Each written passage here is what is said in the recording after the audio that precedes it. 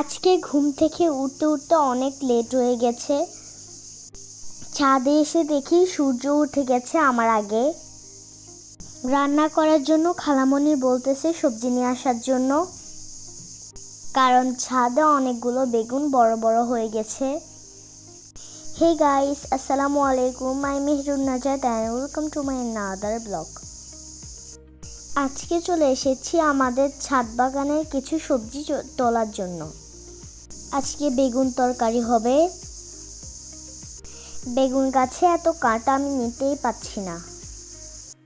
তোমরা হয়তো বা বলতে পারো আমি ছুরি দিয়ে বা কেচি দিয়ে কেন নিচ্ছি না, কারণ ছুরি বা কেচি নিলে আমার চ্যানেলে সমস্যা হতেও পারে, সেই জন্য আমি ওগুলো ব্যবহার করতেছি না।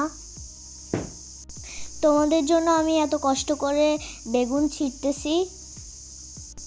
একটা টমেটো পেকে গেছে। অনেক টমেটো গাছ ছিল, সেগুলো উঠায় ফেলছে। দেখো আমাদের মর্গের ঘর আরও একটা বানানো হয়ে গেছে। এখানে অলরেডি কিছু মুরগি রাখা হয়েছে। পাশে যে ঘরটা দেখতেছো সেখানে কাজ এখনো অনেকগুলো বাকি। এটা বড় করে দেওয়া হয়েছে। নিচে আরো পাকা করে দিবে, না হয়তো ছাদের ক্ষতি হবে। এই পাশে এসে দেখি কি এখানেও অনেকগুলো বেগুন হয়ে আছে। তাড়াতাড়ি করে সেগুলো তুলে নিলাম। কিছুদিন আগে যে মরিচ গাছটা দেখিয়েছিলাম সেটা দেখো, প্রচুর মরিচ হয়েছে এখন। মরিচের ভারে এই গাছটা পড়ে যাচ্ছে, কারণ গেছে সপ্তাহে বৃষ্টি হয়েছিল। দেখো এই গাছেতে অনেকগুলো বেগুন হয়ে আছে। আস্তে আস্তে সবগুলো ছিঁড়ে নেব। উফ, অনেক কাঁটা। একটা কাঁটা আমার হাতে লেগেছে। আমি বারবার চেষ্টা করতেছি। ভিডিওর মাধ্যমে তোমাদেরকে আমি একটা কথাই বলবো, তোমরা আমাকে যেই পরিমাণ ভালোবাসা দিয়েছো তোমাদেরকে অসংখ্য ধন্যবাদ। দেখো অনেকগুলো বেগুন নিয়ে নিয়েছি। এরপরে কাঁচামরিচ নিয়ে নিব শুধু আজকের জন্য। যেদিন যা লাগবে তাই নিই, কারণ নিজের গাছ, নিজের ছাদ। যাই হোক, যে কথাটা বলতে চেয়েছিলাম, আবারও একটু একটু করে আমার চ্যানেলটা এগিয়ে যাচ্ছে। তোমাদের ভালোবাসার কারণে আজ আমি এতটুকুই আসতে পেরেছি। তোমরা আমার সাথে থাকবা, এভাবেই ভালোবাসা দিবা।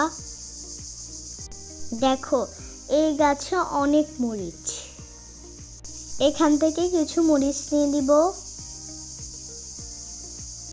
আর শুনো, যারা আমাকে, তোমাদেরকে বলতেছি, হ্যাঁ তোমাদেরকেই বলতেছি, যারা আমাকে হিংসে করো, সারা জীবন আমার পিছনে পড়ে থাকবা, কিছুই করতে পারবা না। আমি আবার উঠে দাঁড়িয়েছি। আমি শখ করেই ভিডিও বানাতাম, এখন আমার শখ থেকে জিতটা অনেক বেশি, কারণ বারবার আমাকে থামিয়ে দেওয়ার চেষ্টা করেছিল।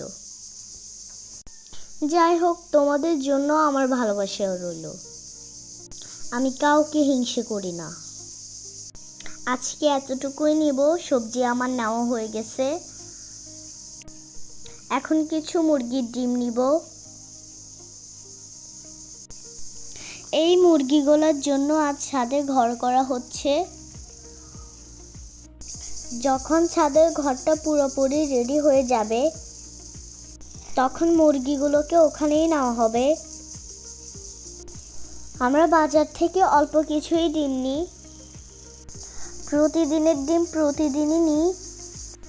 সবাই ভালো থাকবা, সুস্থ থাকবা। আল্লাহ হাফেজ।